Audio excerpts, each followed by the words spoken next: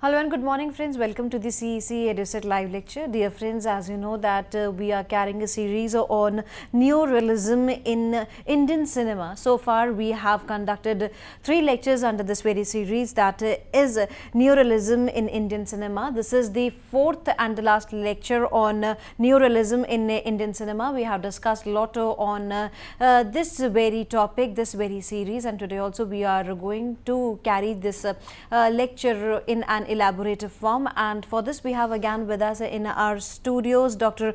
Manoj Sharma. Dr. Sharma is Assistant Professor in Department of History, Kirodi Mal College, University of Delhi. So dear friends, let's welcome our guest Dr. Manoj Sharma and let's try to understand more about neorealism in Indian cinema. So first of all, I would like to welcome our guest Dr. Manoj Sharma. Dr. Sharma, welcome to the EDISET lecture. So sir, I would like you to please start this lecture regarding the neorealism in Indian cinema.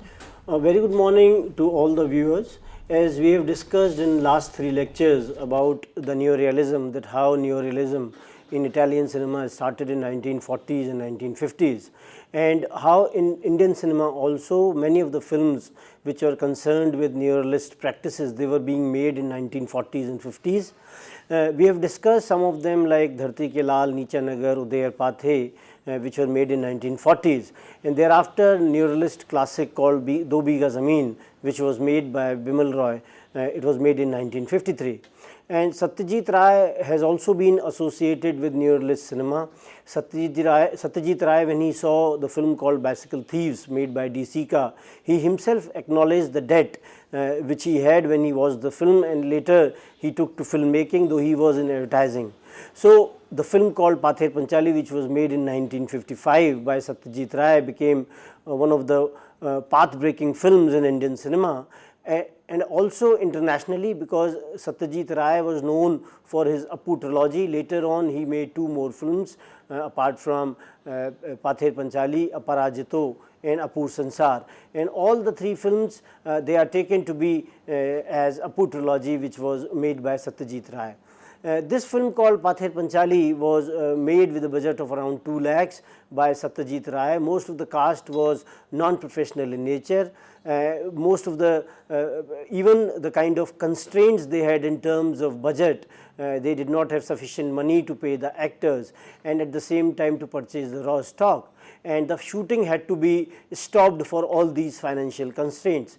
It was even reported later in biography of Satyajit Ray that he even sold the ornaments of his wife so that he could make this film.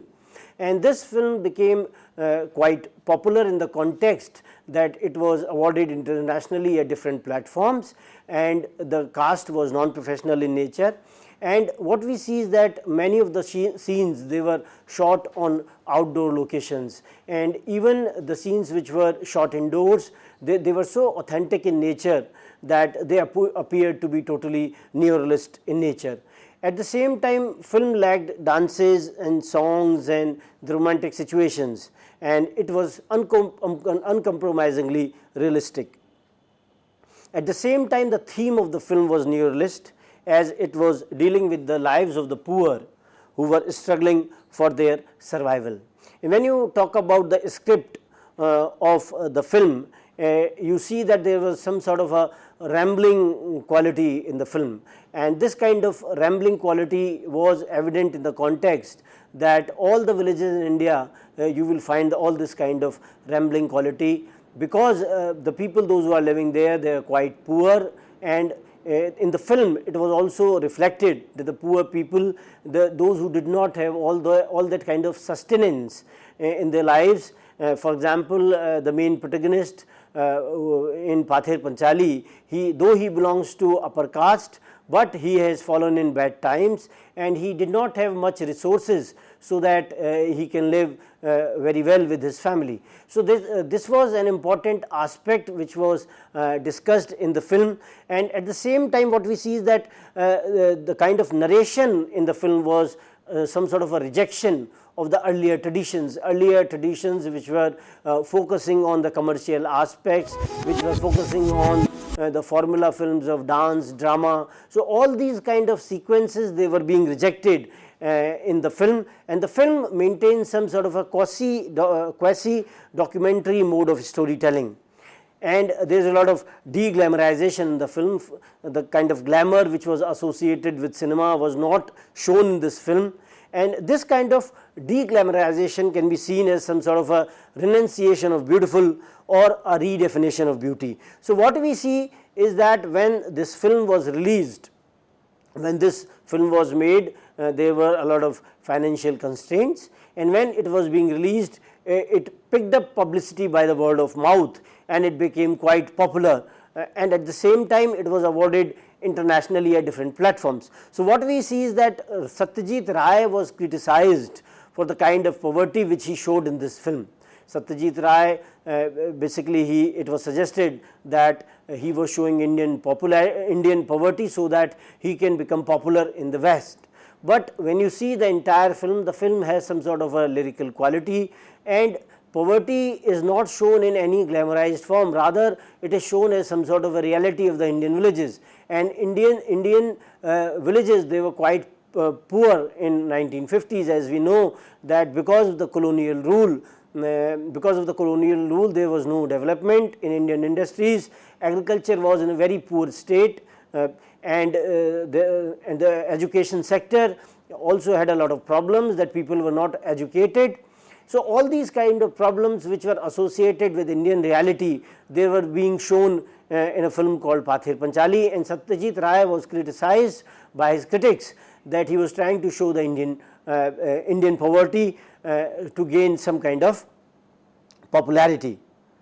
And after, when this film was released, the Central Board of Film Censors, CBFC, it issued a new list of objectionable material which could invite the censorship. For example, abject or disgusting poverty should not be shown. So, what we see is that the arrival of Pather Panchali, it also led to some sort of a censorship. There was some sort of a changes in the censorship guidelines. Another film of Satyajit Ray was Mahanagar, or the Big City, which was made in 1963. This film was talking about the kind of lives of the people, those who are living in the big cities or Mahanagar, and how women they have to make all those kind of compromises when they have to manage both their houses as well as they have to do the jobs when they are in the jobs. So, this kind of problems which are associated with women, they were shown in Mahanagar, which was made in 1963, as female protagonist is displaying all kinds of immense strength by her shy charm. So, what we see is that Satyajit Ray through Mahanagar was tackling the issue of women in a very different framework, and how these kind of relationships they are being explored has been shown by Satyajit Ray. Another important filmmaker which I would like to discuss is Ritwik Kumar Ghatak. Ritwik Kumar Ghatak was associated with IPTA, and Ritwik basically was associated with the theatre movement, and when he was associated with theatre movement, he was very fond of a play called Namanna, and when this play became quite popular, he also came into films as well. And Ritwik Kumar Ghatak also acted in a film called which was made in 1948-49 and released in 1951 with the title of Chinmool, which we discussed yesterday, which was dealing with the issue of partition. So, what we see in cinema of Ritwik Kumar Ghatak, that he was portraying the socio-economic and political crisis of contemporary Bengal, and the kind of the way he portrayed this crisis, he does not show that he was a pessimist, and he also said that he possessed a lot of hope and optimism, and he will continue to do so. This is what Ghatak says. Ghatak did not become quite popular during his lifetime in the kind of films which he made in 1950s and 60s. They were not all that popular during his lifetime, and he also was associated, he became an alcoholic, though he was associated with Film and Television Institute of India, FTII. He taught the students of FTII, and the kind of personal hardships he encountered as he had to migrate from East Bengal, and this kind of pain that he had to migrate from East Bengal to West Bengal and thereafter Bombay, this was reflected in his cinema. And Ritwik Kumar Ghatak was quite associated with the activities of IPTA, Indian People's Theatres Association, which was the cultural wing of Communist Party of India, or CPI. So what we see that he also performed certain plays for the candidates, those who were contesting from Communist Party of India. So this was some kind of a political contribution to the Communist Party by Ritwik Kumar Ghatak. Ritwik Kumar Ghatak's 3 films, Megha, Tara, Komal Gandhar and Subarnarekha, they are considered to be the trilogy of Ghatak, and it was some sort of a contemptuous denunciation of crumbling humanity and vanishing human values. So all, as you can see on the screen, that the kind of insane events of partition, the way people they were acting and reacting with each other, how they became violent, and at the same time how people they had to migrate from one area to another, that was also shown in Ghatak's film. So what we see is that partition as a continuing experience was reflected in Ghatak's cinema, and at the same time what we see in other writings as well. For example, Urvarshi Butalia, she has written a lot about partition, and there are other Suvid call, for example, those who see that the partition became some sort of a process for the people, not only in the context of partition of India in 1947, but thereafter as well, that the people in different kind of riots which have happened in India, which had taken place in India even after 1947, the people they had to migrate from one area to another. So that was being shown by Ghatak as well, and this kind of pain that the people, those who belonged to India, and how they became refugees in their own country, was also reflected in the films of Ghatak. And at the same time, this kind of pain was also cultural in nature. The kind of partition, this kind of displacement was not only physical, but this kind of displacement was also associated with culture, that how people, those who migrated from East Bengal, how they were being uprooted from their culture as well. So this kind of displacement, which caused a lot of homelessness to the people, was reflected in the cinema of Ghatak, and how these people they had to go to the refugee colonies, and how these refugee colonies had so many people that they could not sustain all these kind of people, and this kind of economic hardship to these people could also be seen in the cinema of Ghatak.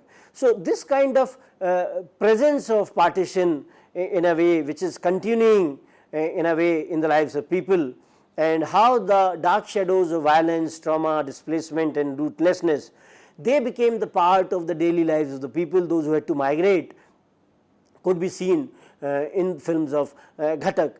As I have told you that Urvarshi Butalia and some of the other historians, those who have talked about partition, they have tried to see partition in this context. And this was also reflected in the cinema of Ghatak, who shows the predicament of the displaced refugees, and how their lives they were completely changed, and how it cast a shadow in shaping their future lives, could be seen in films of Ritwik Kumar Ghatak.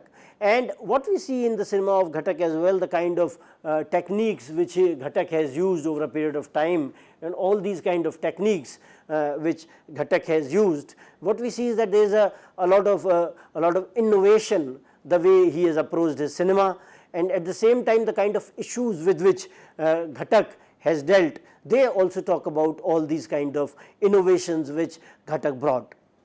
At the same time, the nostalgia for undivided Bengal, that how undivided Bengal was some sort of a site for cultural effervescence, that how culture will flourish in Bengal if it would not have been divided, could also be seen in films of Ritwik Kumar Ghatak.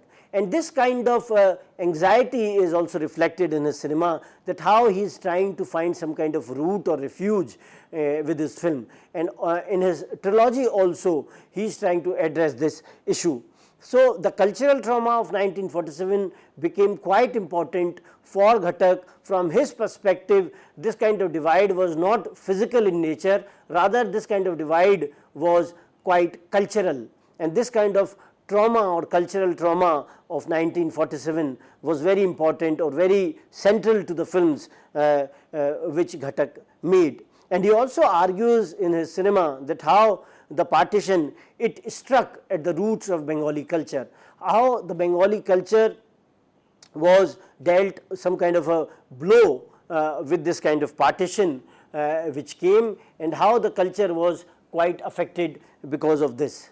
So, this kind of conflict, and this kind of conflict in the cinema of Ghatak was quite evident, as the people, those who had to migrate, they were talking about new kind of identity when they came from Pakistan, when they came to India. And in India, apart from all kinds of economic hardships, they had to search for an identity. And as we all know that identities, they are being multiple in nature, they cannot be a single identity. As we can have many identities, identities can be from the region which we belong, the identity can be from the perspective of the religion, identity can be from the perspective of a nation or a country, identity can be from the perspective of an occupation. So, all these kind of identities which we have in the question, and this kind of identity had some kind of a serious blow in the films which were made by Ghatak, because the people, those who came from eastern Bengal to western Bengal or other parts of India, they had this kind of issue with regard to the question of identity, and how these kind of identities, they were being interplayed when these people, they came to other parts of the world, when they became refugees in their own country, and this kind of trauma which they had when they became refugees in their own countries was also reflected in the cinema of Ghatak. As you can see on the screen as well, that the issue of dislocation and displacement had a wider connotation than mere geographical. Economic misery and physical abuse, pain and the trauma of being labelled refugees in their own homelands, and that has been discussed recently in Histories of Memories. And the film also depicts the tale of degeneration, alienation and rootlessness, which was created by uncertainty towards the independence and growing poverty and misery of masses. So, what we see in the films of Ghatak is he is talking about so many issues which were quite close to the people, those who had to undergo the pain and the trauma of partition. The kind of physical problems they had, the kind of psychological problems they developed because of being the refugees, the kind of economic hardships they underwent, the kind of rootlessness they felt, the kind of alienation and degeneration which took place of their culture was quite prominent in cinema of Ghatak. And this is what Ghatak has talked about in the kind of films which he has made. In the film called Subarnarekha, which was made by Ghatak, he is talking about the acute socio-economic and political crisis which was ravishing the kind of existence of the masses. It was also dealing with the issues of caste and class. The question of poverty and unemployment was also an important concern.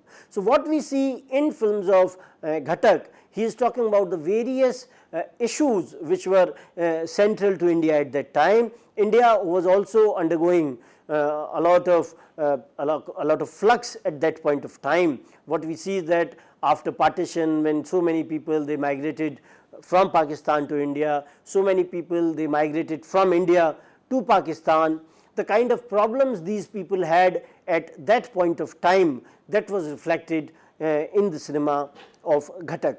And at the same time, the issue of caste and class was also central to the films which were made by Ritwik Kumar Ghatak, and how his characters they are not playing the role of a protagonist, they are not playing the role of a hero, rather they are one among the masses. So, the kind of techniques which has been used by Ghatak in his cinema, he is using a lot of deep focus photography, close-up shots are comparatively less, and even the protagonist is shown as one among the masses. The films, they also begin not from individual point of view, rather the frame of the camera is such that it is shown that the audience and the filmmaker, they are watching the scene at the same time.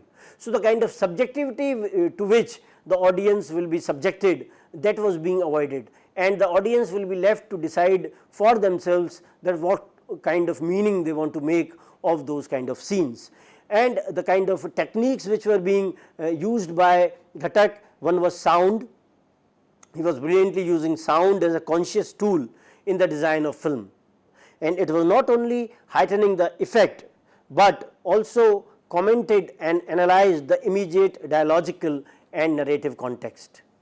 In Megha Dhaka, which was made by Ghatak, the sound of whiplash is a conventional literary simile for humiliation. So, whenever the sound for whiplash comes, so it means that some sort of a humiliation of the character is taking place. So, we may not be shown whiplash in the picture, but only sound will convey that kind of meaning. Then Ghatak also uses the device of deep focus photography, so that the characters are placed firmly in their social environment. When we are saying that characters are placed firmly in their social environment, we mean that the characters are not only shown as only individuals, but they are being placed in an environment because the kind of background was also shown. So, the audience as well as the filmmaker, it is being shown that they are showing they are seeing the character at the same time, so that they can have their own opinions about the kind of portrayal of that particular character in that particular frame which has been shown in that particular film. So, Ghatak uses all these kinds of methods, all these kind of techniques which are associated with cinema. Sound was one, for example, which we have given the question of whiplash, which we have shown, and at the same time in some of the other films certain symbols they have also been used. And these kind of symbols are very culture specific, so that they convey the kind of meanings which are associated with those kind of cultures. Another important filmmaker which I would like to talk about is Mrinal Sen. Mrinal Sen was also associated with IPTA, and he was also committed to a particular kind of cinema which was associated with realism, and he has talked about all this kind of cinema in the kind of films which he has made.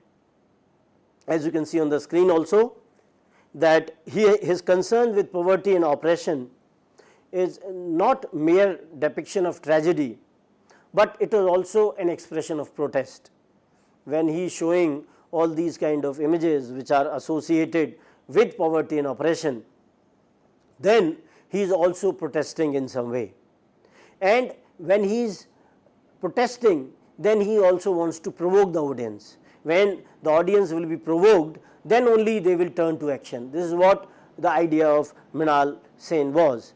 And at the same time, he has this belief that the culture of poverty is same all over the world, and the exploitation follows an omnipresent pattern. So, the poor across the world, they are exploited in similar manners. There are no different ways. All the ways they will be followed in different parts of the world, and the people, those who are to be exploited, the people, those who are poor, they will be exploited by the people, those who have some kind of means, the people, those who are considered to be the people, those who are rich in nature. There is a film of Mrinal Sen which I would like to talk about, which is Bhasha-e-Shravan or The Wedding Day. In this film, he is talking about the issue of poverty and the complexities of human relationships.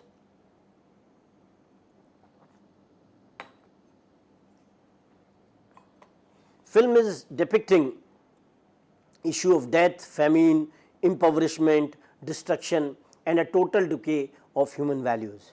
So, these were some of the ideas with which Mrinal Sen dealt with in other films as well, and this was one film in which he is talking about the issue of poverty and the human relationships, and all the kind of problems with which the human beings they are being afflicted, and how the cause of all these kind of problems is the maltreatment of human beings with each other. And if human beings they decide to live in some kind of harmony, by which they divide the kind of resources which are available to them, then the world will become a comparatively much better place to live.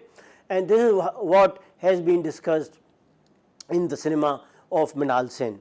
So, what we see is that the kind of understanding Mrinal Sen has of the third world cinema, the films which were made in the third world, which was afflicted with the issues of poverty, could be seen in the issues of unemployment, etc., the kind of poverty which was reflected in the films of Mrinal Sen. So, what we see is that his concern is therefore is very important. Another filmmaker which I would like to talk about is Guru Dutt. Guru Dutt was also used a kind of a stylistic which was some sort of a neorealism within the constraints of commercial filmmaking, as we discussed in the context of Raj Kapoor. He is talking about vision of a new Indian who is confused and torn between values of conventional and traditional society and new values which are closely associated with modernization and commercialization of life patterns. He is critical of the emergence of new industrial human who is perfect, who is practical, rigid and selfish.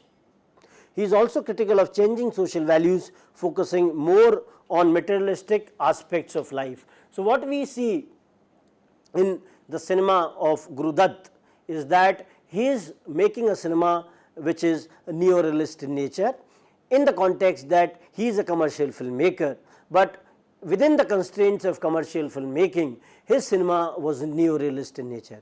As we talked about the cinema of Raj Kapoor earlier, that Raj Kapoor's the kind of issues which were raised by Raj Kapoor, they were quite relevant. The kind of films which are written by K. Abbas for Raj Kapoor, they were also quite relevant. And today is the birth anniversary of Guru Dutt as well, and I remember that the kind of films which were made by Guru Dutt. Guru Dutt died at the age of 39, which was quite young, and the kind of films which he made at that particular age, Kagaz Ke Phool, Pyasa, Chaudhary Ka Chand, Saahib, Bibi or Ghulam, all this kind of cinema was not all that popular during that particular period in which Guru Dutt lived, and it became quite popular when Guru Dutt died, because many critics, those who were associated with regard to research on films, they saw the cinema of Guru Dutt later and they realized its importance much later.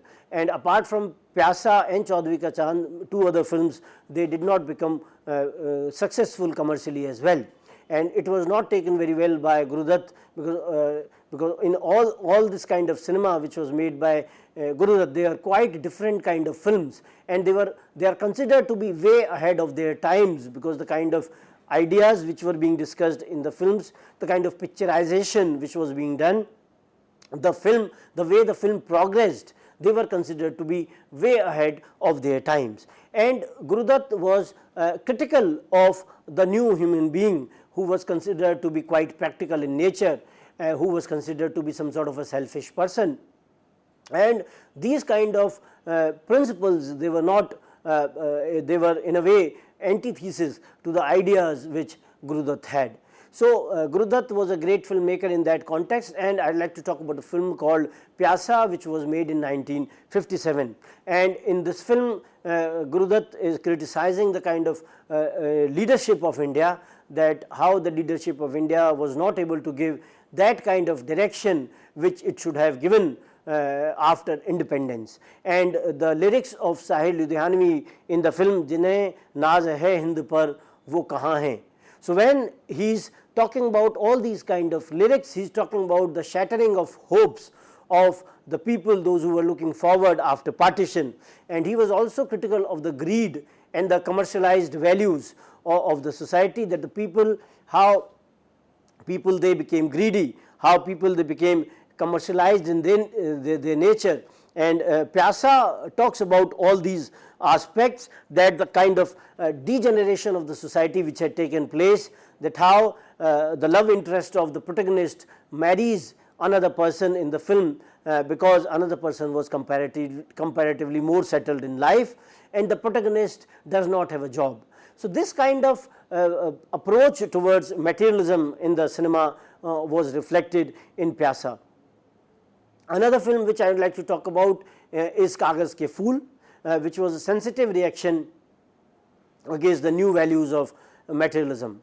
Ye duniya agar mil bhi jaye to kya hai sums up the entire approach of the film and of Guru Dutt. Another film called Saahib, Bibi or Ghulam, which was made by Guru Dutt. It was also it was talking about the enslaving condition of women in the most exalted spheres of life as in poorest. So, what we see is that in Kagaz Ke Phool, Guru Dutt is making a plea that दुनिया अगर मिल भी जाए तो क्या है. So, that means other things are more important in life, because there was a lot of focus on materialism, there was a lot of focus on industrialization, the new sources or new forces of capitalist forces, they became quite relevant, they were focusing on materialistic aspects against which the cinema of Guru Dutt makes some sort of a protest. So, what we see is that the alcoholism which is being shown in cinema of Guru Dutt is some sort of a protest. This alcoholism is not only some sort of a refuge, some sort of a pessimism, rather it is some sort of a protest which is being made in the cinema of Guru Dutt. In regard to with regard to Sahib, Bibi or Ghulam, we can say that even the women of the upper classes, even the women those who belong to the richest sections of society, how they were being subject to the patriarchal norms that was being reflected in the cinema of Guru Dutt. Another film which I would like to talk about is Newspaper Boy, which was made in 1955, which was a Malayalam film, and it was made by a group of committed students which were headed by P. Ramadas.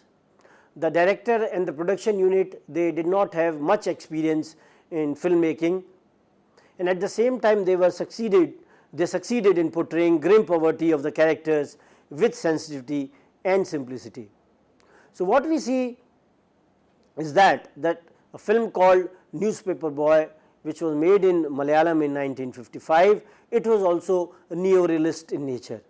The way the film was treated by the newcomers, most of the actors, they were non-professional in nature, they did not have much experience in terms of shooting of the film, and how the penury and the poverty of the central protagonist who was a newspaper boy, who was delivering newspapers so that he is able to generate some kind of resources for his family so that they can sustain, that was reflected in this film, and this film was considered to be some sort of a neorealist cinema in the context of South India.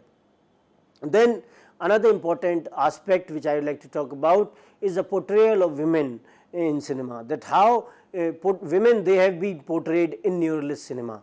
If you talk about a film called Duniya Na Mane, which was made by V. Shantaram in 1939, the central character is shown to be some sort of a fearless woman who refuses to consummate her marriage, and this film was considered to be way ahead of its time in the context that the conclusion or the climax of the film, the women who had to marry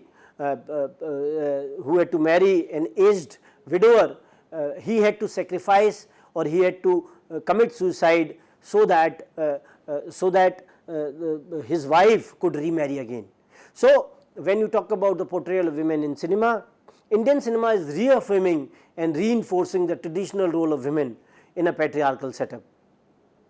Women, they are always defined in relation to men, and her thinking and behavior shall conform to the patriarchal expectations of appropriateness in social contexts. So, what is happening is that the women, the way women they have been shown in the film, they have to conform to the patriarchal norms of the society, and if they are not conforming to the patriarchal norms of the society, then they are committing some sort of a crime, or they are committing some sort of a mistakes. So, in many of the films, in almost all the films, what we see is that the patriarchal norms, they are being adhered to.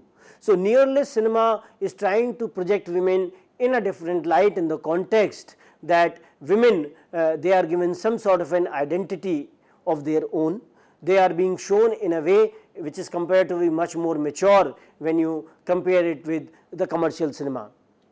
Duniya Na Mane, I talked about that how she refuses to consummate the marriage. Another film which I would like to talk about is Sahib, Bibi or Ghulam, and in Sahib, Bibi or Ghulam, how the alcoholism of Meena Kumari, who is playing the central character, even that is some sort of a protest against her husband. When she is indulging in drinks in the context of alcohol, drinking alcohol, then she is in a way protesting against the patriarchal norms of the society, because women there, they were not considered to go alcoholics. And at the same time, the female protagonist is the only hope against the forces of decadence, and she is confronting her husband in fighting for her husband's attention.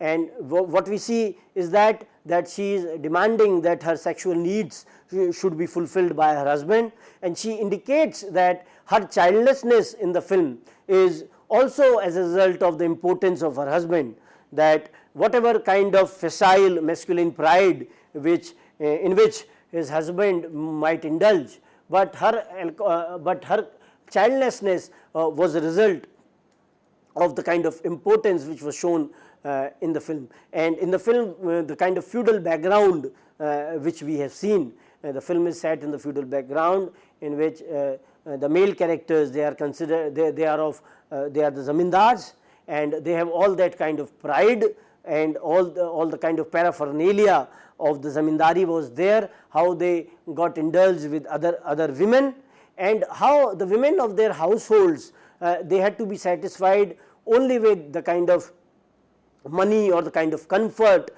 which were given by their husbands. So this has been in a way negated in this film, where Meena Kumari is making some sort of a plea that how her husband is ill-treating her in this context, that she had to take refuge in alcoholism. And at the same time, she also very derisively taunts her husband at different points of time, that how the way she has been reduced to a doll in the house, though she has all kinds of comforts in the family, though she has all kinds of money, but at the same time she does not have all kinds of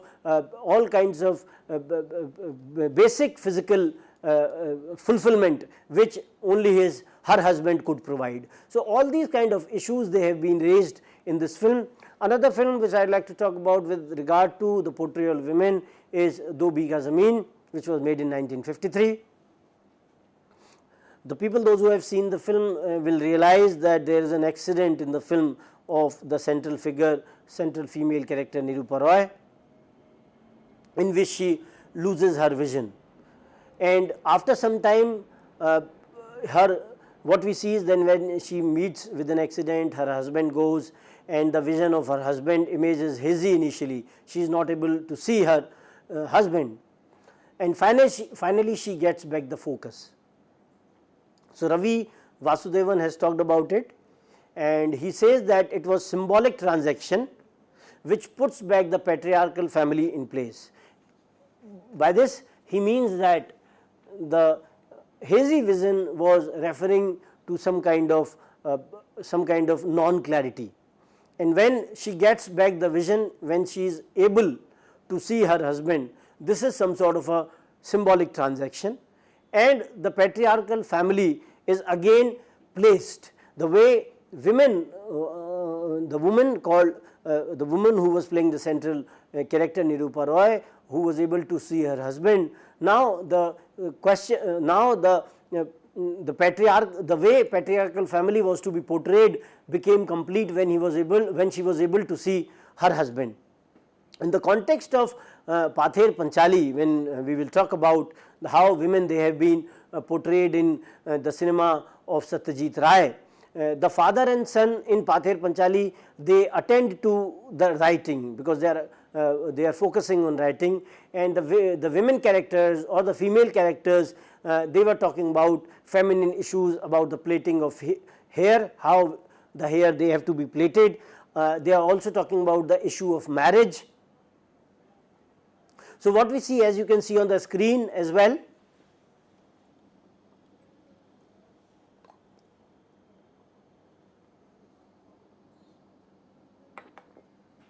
that there is a clear gendered divide in the film. And in another scene, when Apu, who is the central figure in all the three films of Satyajit Ray, Apur Trilogy. When he listens to the approaching of a train, Durga is ahead to see her. Durga is the sister of Apu, and she is ahead of Apu, but finally she falls, and the first images of train, they are seen by Apu. So what we see is that male has been given some kind of prominence.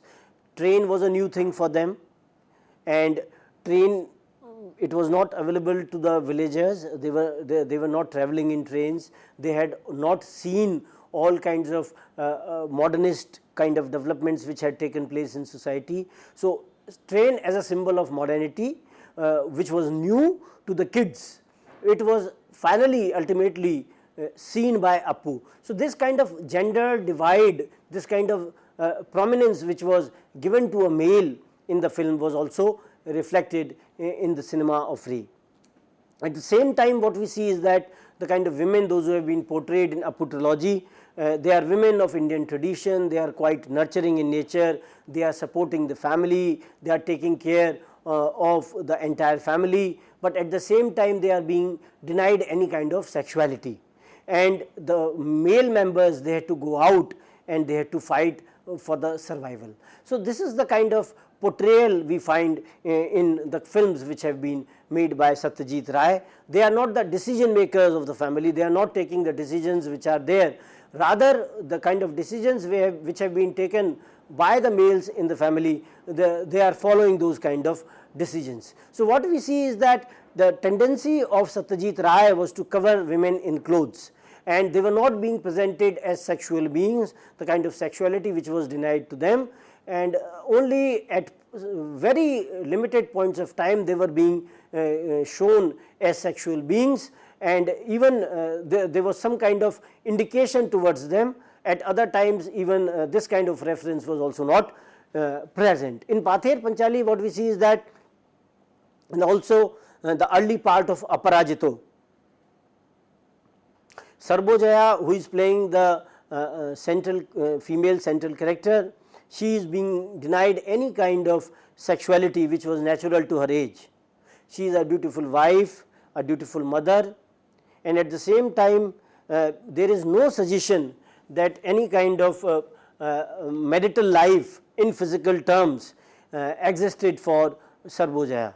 So this is the kind of portrayal in which we see the films of Satyajit Ray, as in all the kind of all the three films in the Apur Trilogy he has talked about. Only in Mahanagar he has talked about a woman, the kind of problems with which those women, those who were in a way compromising with their household works, as well as the kind of outside work where they had to do their jobs. So this kind of balancing of the outside work or their jobs and their indoor work in the form of the household work was shown in the cinema of Satyajit Ray.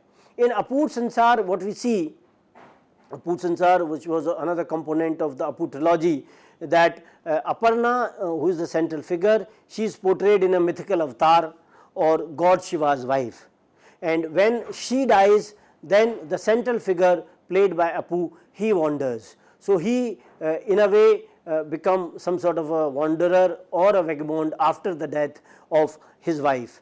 So in a way, the way she is being portrayed is an idea in a temporal and spatial context. So she becomes an idea in the context that her husband becomes some sort of a vagabond who becomes some sort of a traveler or a wanderer after her death. So her individuality and bodily presence has been shown, but at the same time some sort of mythicality is also associated, that she is being shown in a way that has been associated with God Shiva's wife. So this was being reflected in this particular film. Another film which I would like to talk about is Sujata. Sujata was made by Bimal Roy. Sujata was dealing with the issue of untouchability, and in the film Sujata, which was central character was played by Nutan, and how she lives in a house which does not belong to her. She is in a way adopted by a person who belongs to a higher caste. And in the film there is some sort of a contest in the frame, that the person who has been chosen so that the daughter of the family could be married to him does not show interest in the daughter of the family, rather he becomes more interested in marrying Sujata, who is an untouchable. So this kind of conflict is shown because Sujata, who is an untouchable, could not be married to a person who is of an upper caste. So the question of the idea of reform has been suggested, but this reform is only achievable when Sujata donates her blood to the ailing mother, because she was in the need of blood, and when Sujata donates her blood and when intermingling of blood takes place, Sujata and the people, those who have adopted Sujata, their blood intermingles, then only the deliverance of Sujata takes place. And at the same time what we see is that the subordinate sexual identity is also talked about, in the context that the deliverance of Sujata comes through marriage. What we see is that she is being delivered from her pathetic existence only in the context that she now will be able to marry a person of a higher class. So this kind of idea is also being portrayed in the film called Sujata. Another film which I would like to talk about is which was made by Satyajit Ray with the title of Devi. Devi means goddess, and in which he explores the existing superstitions in the society. And the way the film portrays the father-in-law, he is not shown as a villain, rather he is also some sort of a victim of the kind of blind faith which was there shown in the film. Another film which I would like to talk in the context of women was Megha Dhaka, which was made by Ritwik, Kumar, Ghatak. In this film the central figure or the female character, she becomes the breadwinner of the family. She is the one who is earning money so that others can sustain, and the impoverished family is, instead of realizing the economic independence, it perpetuates her enslavement. It perpetuates her enslavement in the context that when she becomes the breadwinner, she is being exploited by her family members, she is being rejected by her male friend. She in the last she says that I too wanted to live. So in this film what is being projected is that the working girls, those who are becoming breadwinners in the family, how the family members, they are trying to take advantage of them, and when the family members, they become apathetic. For example, the central figure is not able to marry her male friend because her male friend gets attracted to her sister, sister of the central character, when the central character is not able to decide when will she marry her male friend. So these kind of problems, the kind of paradoxes which are being reflected in this kind of cinema, where women they had to take the burden of the family, and how the family takes advantage of them, how the family starts exploiting them, how the mother is not interested that the central figure gets married to her male friend, because she realizes that if she will get married, then who will take care of the family. So this kind of exploitation finally is realized by the central protagonist in the end, when she is being admitted to a sanatorium because she is being afflicted with a deadly disease and she has to get treatment, and finally when she says that I too wanted to live. So she has that kind of desire where she could have lived, but because of her duties she was not able to lead any kind of life. Another film which I would like to talk about is Mahanagar. Mahanagar, where in the context of women, where the working women, they had to create some kind of balance between her traditional role of a wife, daughter-in-law and mother, and the role of a breadwinner. So that way women, they had to live these kind of lives where they had dual functions. They had to work at home, then at the same time they had to go to the jobs, and after doing their jobs again they had to go and they had to work at home. So this kind of double role which women they had to undergo, this was reflected in this film. At the same time, film also exposed the opportunism of male dominance, which was exhibited by the husband and father-in-law in the film, and at the same time the kind of hypocrisy which is inherent in the male dominant society, that was also reflected in this cinema, that all the kinds of whims and fancies of the male characters, they were to be followed by the women, though in the end husband is shown to be sympathetic to the central character in the film. So this kind of change of heart is also reflective that they were becoming more mature in dealing with all these kind of issues. Another theoretician which I would like to talk about is Laura Mulvey. Laura Mulvey has done a lot of work with regard to portrayal of women, and Laura Mulvey has talked about the various aspects that how women they have been objectified in films, and women, they are generally simultaneously looked at, and how they are being displayed, and their appearances, they are associated with strong visual and erotic impact. So their looked atness becomes most important, and how women, they are portrayed and how they become how they function at different levels. Original gaze of the camera that goes into the very act of making the film as erotic object for the characters and as erotic object for the audience within the cinema hall.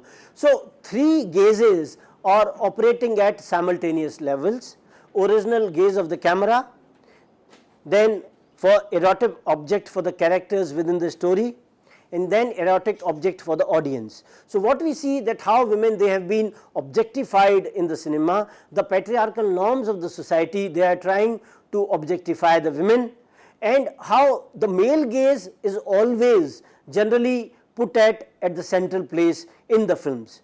Though now we are talking about not only male gaze, but we are also talking about female gaze and male gaze and female gaze. So all these kind of discussions are taking place in the academic world, in which the women, they have been objectified, how they have been placed, how the patriarchal norms of the society, they are trying to portray women, and all this could be seen in the context of advertising as well. The kind of advertisement, even in the advertisements where women are not required, they are being shown in a manner which is not very appropriate for that kind of advertisement. The question of item numbers, which are also associated in the context of objectification of women.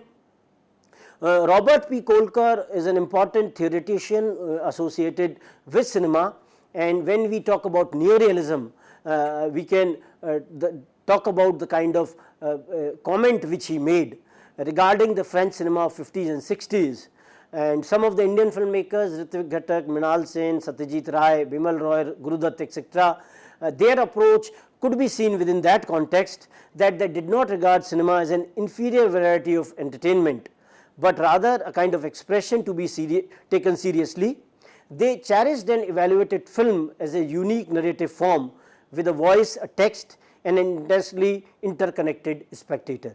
So when Robert P. Kolker talked about this aspect, that cinema was not only song and dance, cinema was not only objectification of women, but cinema was much more than that. Cinema was to be de-glamorized in that sense. Cinema was purposeful, cinema was meaningful in nature, and it could be more meaningful when we make all these kind of images socially relevant. And Robert P. Kolker made this kind of a comment in the context of French cinema of 50s and 60s, but this could be applied to Indian cinema as well, because all these filmmakers like Satyajit Ray, Ritwik, Ghatak, Guru Dutt, Bimal Roy, They made that kind of cinema which was meaningful in nature. They made that kind of cinema which was purposeful in nature.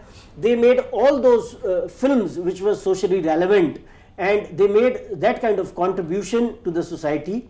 They were also influenced by the Neorealist cinema which was made in Italy in 1940s and 50s, and how they adapted that particular kind of cinema of Italy to the issues which were quite relevant to India.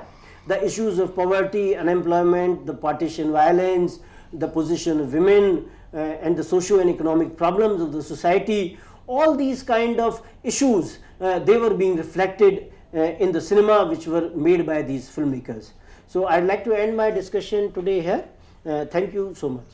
With this note, thank you, sir. Thank you so very much for giving a deep insight into neorealism in Indian cinema. I hope that all the students who might have watched this lecture would be benefited from this particular lecture. And dear friends, as we already said that this was the last and the fourth lecture in the series, and if you want to access this lecture as well as other lectures also which you have missed during the live transmission, then you can access these lectures with the help of the YouTube, as after every lecture we upload these lectures on YouTube, so that it becomes convenient for you to access these lectures number of times you wanted. And dear friends, if you have any queries or if you want to give your feedback regarding this particular lecture, then you can mail us info.cec@nic.in.